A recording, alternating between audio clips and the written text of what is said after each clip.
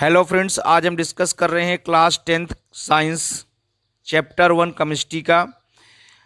Page number 10 का first question है, a solution of substance x is used for white washing. उस solution का हमें नाम बताना है जिसका हम वाइट वॉशिंग में यूज करते हैं, मतलब कपड़े को साफ करने में यूज करते हैं। उस सब्सटेंस का नाम बताना है, उसका फार्मूला लिखना है और वाटर के साथ उसका रिएक्शन लिखना है।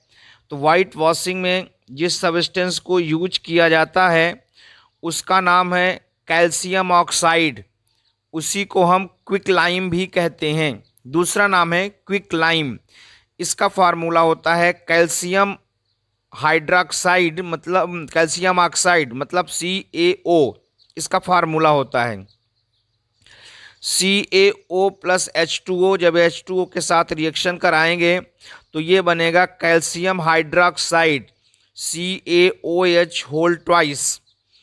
कैल्शियम की वैलेंसी 2 होती है, OH को बोलते हैं हाइड्रोक्साइड और इसकी वैलेंसी 1 होती है। क्योंकि 1 लिखा नहीं जाता इसलिए कैल्शियम की वैलेंसी OH के नीचे ट्वाइस के रूप में लिखा गया है।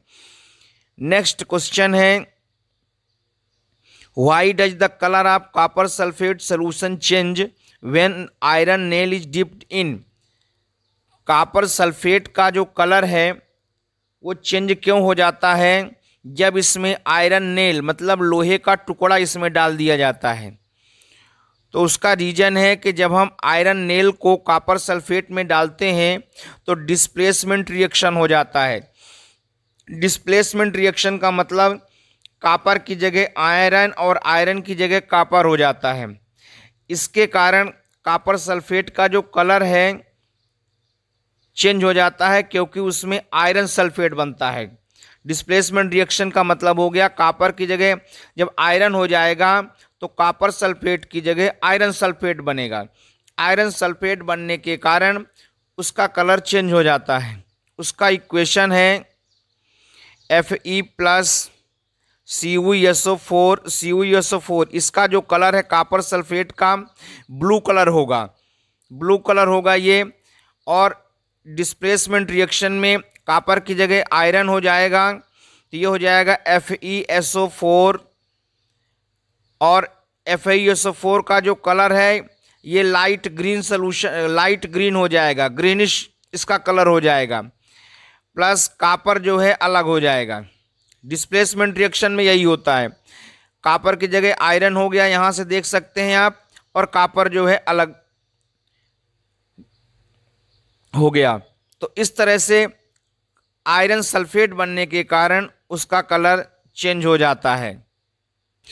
फिर हमें डबल डिस्प्लेसमेंट रिएक्शन का एक एग्जाम्पल देना है जो कि आपके बुक में नहीं है, वो एग्जाम्पल देना है।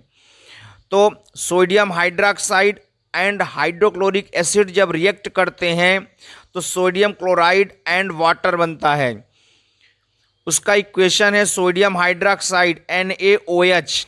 सोडियम की वैलेंसी 1 होती है, OH को बोलते हैं हाइड्रोक्साइड, इसकी वैलेंसी भी 1 होती है इसलिए इसको NaOH लिखा गया। हाइड्रोक्लोरिक एसिड HCl, H की वैलेंसी भी 1 होती है और क्लोरीन की भी 1 होती है। क्लोरीन की वैलेंसी -1 होती है और हाइड्रोजन की वैलेंसी +1 है। यहाँ पर हाइड्रोजन की वैलेंसी कहीं पर प्लस भी होता है और कहीं पर माइनस भी होता है। यहाँ पर जो सोडियम है इसकी वैलेंसी हमेशा +1 रहती है, OH हाइड्रोक्साइड है इसकी वैलेंसी हमेशा -1 होती है। तो इस तरह से डबल डिस्प्लेसमेंट जब रिएक्शन होगा तो हाइड्रोजन की जगह ये जो सोडियम है ये चला जाएगा हाइड्रोजन की जगह, तो ये हो जाएगा NaCl, और ये जो हाइड्रोजन है ये चला जाएगा OH की जगह तो बन जाएगा H2O। तो ये है डबल डिस्प्लेसमेंट रिएक्शन। फिर पेज नंबर 13 का ही नेक्स्ट क्वेश्चन है, हमें उस सब्सटेंस को आइडेंटिफाई करना है जिसका ऑक्सीडाइजिंग होता है और उस सब्सटेंस को भी बताना है जिसका रिड्यूसिंग होता है। ऑक्सीडाइजिंग का मतलब होता है ऑक्सीजन से रिएक्शन और रिड्यूसिंग का मतलब होता है ऑक्सीजन को निकाल देना, रिमूवल ऑफ ऑक्सीजन। ऑक्सीजन का निकलना भी रिड्यूक्शन कहलाता है। इसकी एक दूसरी डिफिनीशन भी है ऑक्सीडाइजिंग की।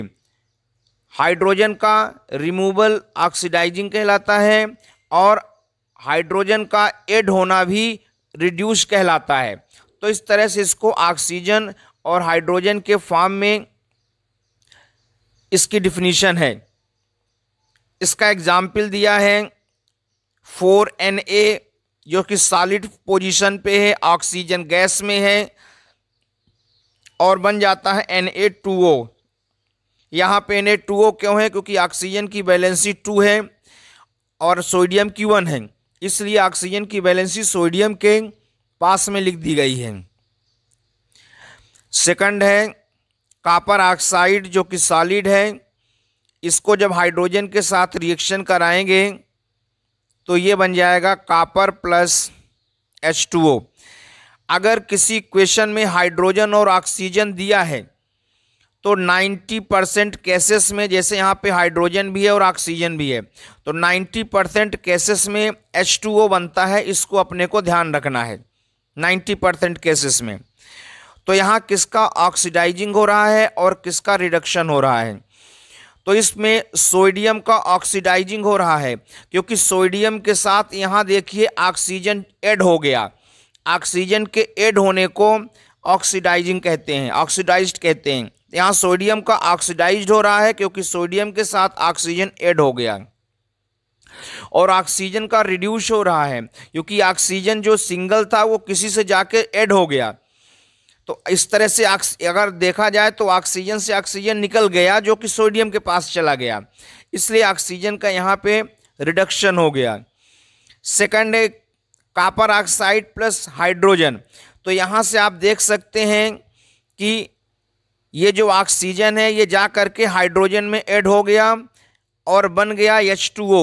तो इस तरह से हाइड्रोजन का ऑक्सीडाइज्ड सब्सटेंस है हाइड्रोजन, और कॉपर से आप देख सकते हैं ऑक्सीजन निकल गया और यहाँ बन गया कॉपर, इसलिए कॉपर का क्या हुआ? रिडक्शन। इसका मतलब कॉपर रिड्यूस हुआ और हाइड्रोजन ऑक्सीडाइज्ड हुआ। तो फ्रेंड्स ये हमारे वीडियोस कंटिन्यू आ रहे हैं, चैप्टर 1 का है।